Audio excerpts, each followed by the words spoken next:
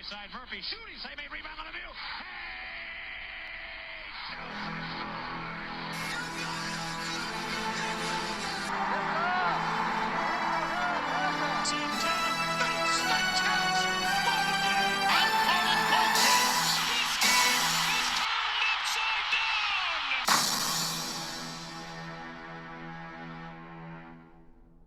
Hey everyone, this is Casey. You are watching the Red Rubber Duckwind All Sports Network. The Steelers lose 27-13 to the Philadelphia Eagles at Lincoln Financial Field. Now, there were plenty of mistakes that cost us this game, and it's frustrating because once again, one half of the team shows up and the other crumbles. And we get plenty of opportunities to finish them off, and we don't even get out of the starting gates. Let's talk about the defense first. In the first drive, we bent, but we didn't break. And this has been a reoccurring theme with this team. And in the first half, the defense actually tried to stop the offense. We forced 2 first-quarter turnovers. And unfortunately, the offense could only muster 3 points. But we'll get to that later. The defense had to deal with talent that they haven't seen in most of their games thus far.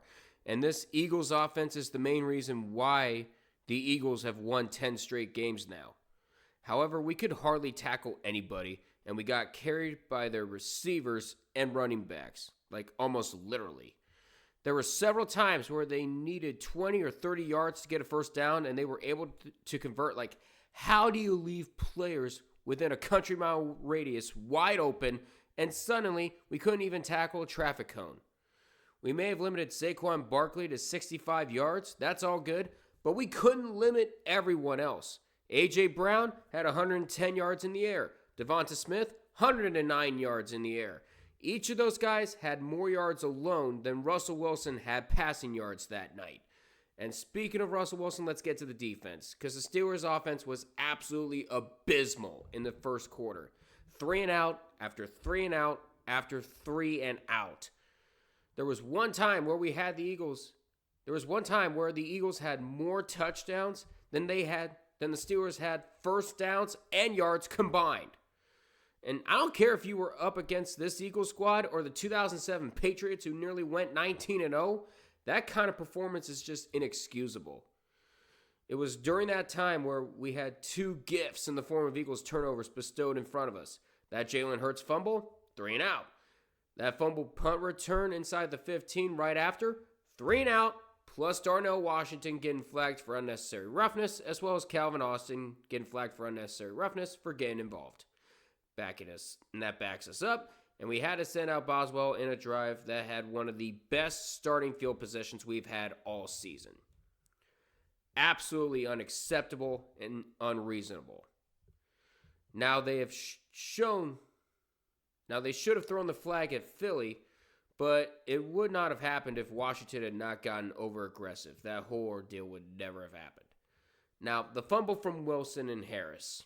The fumble was written down as a loss for Wilson, but in reality, this one was on Najee Harris because he didn't look directly at the ball as he was trying to catch it. And the ball went right through his arms, and Eagles were able to take it and go on a touchdown drive afterwards. Once again, one mistake leads to collapse, and we lose another winnable game. It's ridiculous. Now, time of possession was hilariously bad since the Eagles had the ball for nearly 40 minutes, 2/3 the whole game. All those 3 and outs, all those times we gave up second or third and long, not getting a stop when they needed to, not converting third downs when they needed to. What the hell were you doing this whole game? After the Najee Harris fumble, we simply disappeared. TJ Watt making play after play? Good. Chris Boswell kicking his way to the record books for most field goals as a Steeler? That's great. Guess how much of that matters if you can't get a stop when it matters most or not take advantage of any mistakes? 0. And also, I hope TJ Watt is all right. That leg injury did look very scary, but Tomlin is optimistic that he should be good to go on Saturday, but we'll have to wait and see.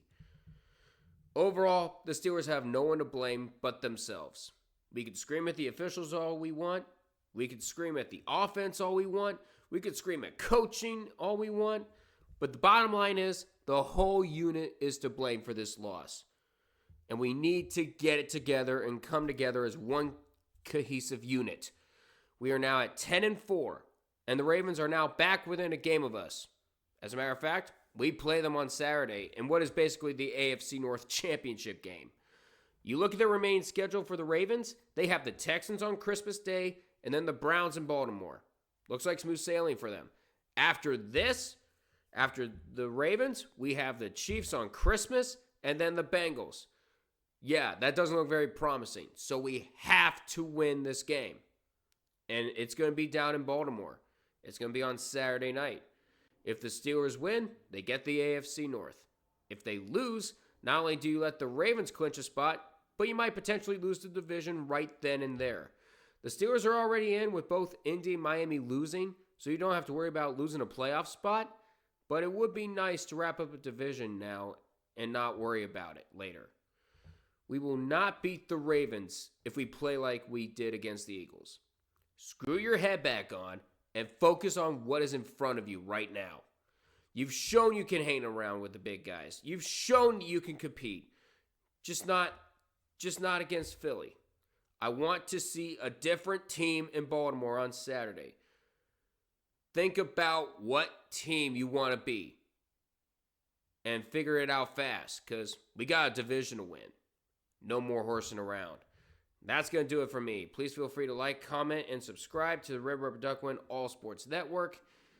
And I'll be live on Saturday for Steelers and Ravens, so it's going to be a good one. And until we meet again, I'll see you guys in the next one. Take care, and as always, let's go Steelers. Joshua.